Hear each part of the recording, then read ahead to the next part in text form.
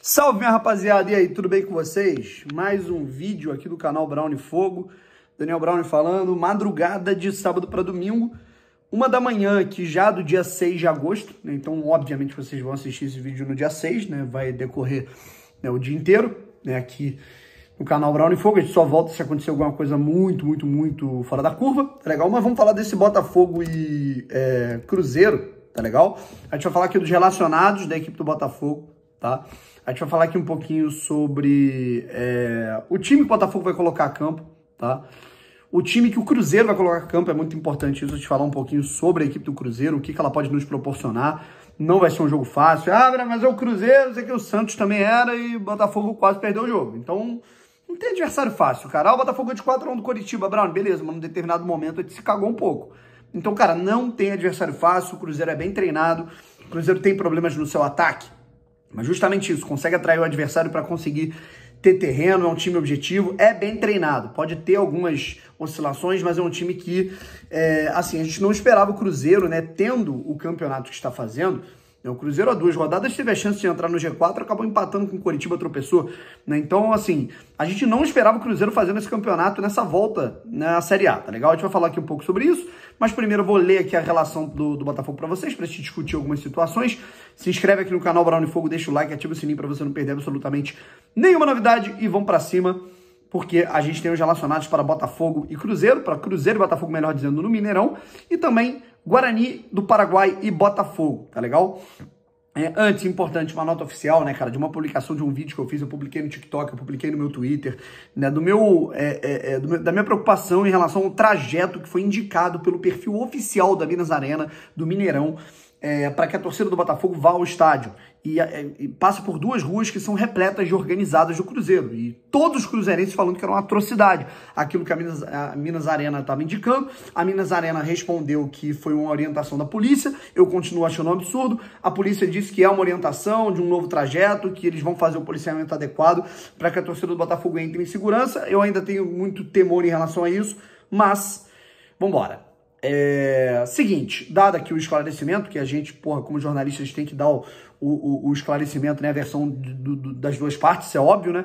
Vamos lá. Adrielson, Carlos Alberto, Danilo Barbosa de Plácio, Diego Hernandes, Eduardo Gatito, Sauer, Hugo, Igor Gabriel, Janderson, JP Galvão, Júnior Santos, Lucas Fernandes, Lucas Perry, Marlon Freitas, Matias Segovia, né, o Segovinha, Felipe Sampaio, Tietê, Tiquinho Soares, Victor Cuesta e Vitor Sá. Só tirei aqui um pouquinho o telefone para ver se não tinha nenhum nome abaixo. E é isso. Relacionados os nomes do técnico Bruno Lage para a partida tanto do Campeonato Brasileiro agora neste domingo, quanto na quarta-feira em Assunção, no Paraguai, para a Copa Sul-Americana. Beleza? Seguinte, a gente tem a presença do Adrielson, tá? Que era uma dúvida na relação por conta de um mal-estar que até inclusive o tirou do meio do jogo da partida na Sul-Americana na quarta-feira contra o Guarani. O Sampaio entrou e entrou bem, mas embora ele esteja na relação, ele não é uma peça confirmada no time titular, tá legal? E temos a ausência do Gabriel Pires, já falamos aqui sobre isso no último vídeo, né, que a gente fez lá no aeroporto em São Paulo, né, mas a gente, né, vive esse dilema no Botafogo. O Botafogo não informa da maneira que já informou as lesões, os prazos, né? Uma lesão na panturrilha e ele vai ficar 4 meses fora, ele vai ficar 2 meses fora, não tem isso, né? Então o Botafogo só informa: Gabriel Pires em tratamento, Danilo em tratamento, fulano em transição. É isso que a gente tem de informação. Então ele estava na transição, a estimativa é de que ele voltasse agora contra o Guarani no jogo de ida, e ele não vai jogar nem contra o Cruzeiro nem a volta. Então não sei se aconteceu uma coisa nova, sinceramente eu não tenho novas informações, enfim, mas é isso, tá? Como é que eu vejo o time do Botafogo entrando em campo, tá bom, rapaziada? Lucas Perry no gol, lateral direita com o de Plácido, a zaga, né, com o Sampaio ou Adrielson, e o Cuesta, a lateral esquerda com o Marçal, meio campo com Marlon Freitas, Tietê e Eduardo. De um lado, aí vem o dilema, tá? Por quê? O Sauer arrebentou, jogou muito bem, mas tem um aspecto defensivo que eu também acho muito importante ressaltar. Pode ser o Júnior Santos, pode ser o Sauer. E na direita, o Vitor Sá, que jogou muita bola, tá jogando muita bola nessa volta dele de lesão. O Luiz Henrique continua machucado, né, por conta da luxação no ombro. Vamos torcer para que ele volte pelo menos contra o Internacional no banco e o Tiquinho Soares lá na frente, tá legal? Sobre o Cruzeiro, rapaziada, é importante te ressaltar aqui a situação do Cruzeiro. Primeiros jogos do Cruzeiro, tá legal? O Cruzeiro, ele vem de uma sequência que é a seguinte, é muita oscilação nesse Campeonato do Cruzeiro, o que justifica o time estar no meio da tabela nesse momento. O Cruzeiro, né, vamos colocar aqui desde o início de junho, tá? Que a gente pega um recorte de 2 meses para cá. O Cruzeiro perdeu um clássico pro Atlético Mineiro com falha do goleiro, né? Foi um jogo equilibrado. Bahia e Cruzeiro empataram em 2-2 num bom jogo do Cruzeiro, ofensivamente falando, mas defensivamente o time teve problemas. Aí tivemos Cruzeiro e Fortaleza no Mineirão. Fortaleza ganhou o jogo. Aí tivemos Cruzeiro e Fortaleza no Independência. O Cruzeiro venceu, perdão, Cruzeiro e São Paulo. O Cruzeiro venceu com um gol achado no início do jogo e manteve assim, da mesma maneira que foi contra o Grêmio, né? Mas contra o Grêmio o Cruzeiro jogou muito bem, contra o São Paulo nem tanto. O Cruzeiro foi até o Beira-Rio enfrentar o Internacional e empatou em 0-0. Foi até São Januário e venceu o Vasco por 1-0, num jogo em que o Cruzeiro se retraiu mais e conseguiu achar um gol de falta. 0-0 Cruzeiro e Coritiba. Essa partida eu assisti, o Cruzeiro jogou mal. Tá? Inclusive o Cruzeiro, na minha opinião, foi até dominado pelo Coritiba, mas não saiu de 0-0. O Cruzeiro perdeu no Independência para o Goiás por 1-0 recentemente e vencia um jogo muito bem, né? Talvez a melhor partida do Cruzeiro nos últimos 2, 3 meses contra o Atlético Paranaense, mas aí foi lá, venceu por 3-1, cedeu empate, né? Acabou cedendo o empate, deu mole o Cruzeiro, né? Na verdade, acho que o Cruzeiro ganhava de 2-0, foi 2-2, 3-2 e 3-3, tá? E aí agora o Botafogo vai enfrentar a equipe do Cruzeiro no Mineirão. No Mineirão, o retrospecto do Cruzeiro não é bom, tá, gente? O Cabuloso, inclusive, eu tenho a impressão de que o Cruzeiro ainda não ganhou no Mineirão, tá, gente? O Cruzeiro só ganhou como mandante no Independência, o gramado vem prejudicando, né? O Cruzeiro perdeu para o Fluminense, ele perdeu para o Grêmio na Copa do Brasil, teve o jogo, Cuiabá foi em 7 Lagoas, tá? Mas de qualquer maneira perdeu. Tivemos Cruzeiro e Fortaleza, perdeu. Cruzeiro e aí o resto dos jogos foi no Independência e o Cruzeiro agora volta ao Mineirão. Então o time não conseguiu ganhar ainda, né, no Mineirão, né, só no Independência. Não sei se pela questão do gramado, o clima da torcida e tal, mas é o que vem acontecendo.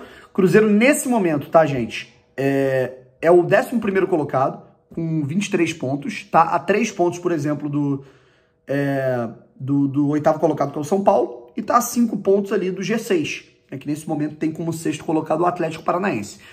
É um time que eu esperava que estivesse mais abaixo na tabela, né, brigando um pouquinho mais para não cair, mas o Pepa, eu acho que ele vem fazendo um trabalho bem sólido, com oscilações, óbvio, né, cara, com problemas, mas é um trabalho sólido que inclusive teve reforços, né? O Matheus Pereira pode ser esse diferencial técnico, um jogador que inclusive foi tentado pelo Botafogo durante um ano. Então é um atleta que o Botafogo, que tem calibre de Botafogo, de scout Botafogo, vamos colocar assim, que tá no Cruzeiro. Então, atenção esse time do Cruzeiro que não é bobo, tá legal? Os caras não vão ter o Bruno Rodrigues, né, que é uma das principais peças deles no ataque. E eu acho que essa é a grande questão. Quando o Cruzeiro ele vai bem ofensivamente, ele vai mal defensivamente. E quando ele vai bem defensivamente, ele vai mal ofensivamente. Ele não consegue ter, um cobertor curto, né? O time não consegue ter esse equilíbrio defensivo e ofensivo nas fases, e é aí que o Botafogo tem que se aproveitar, certo?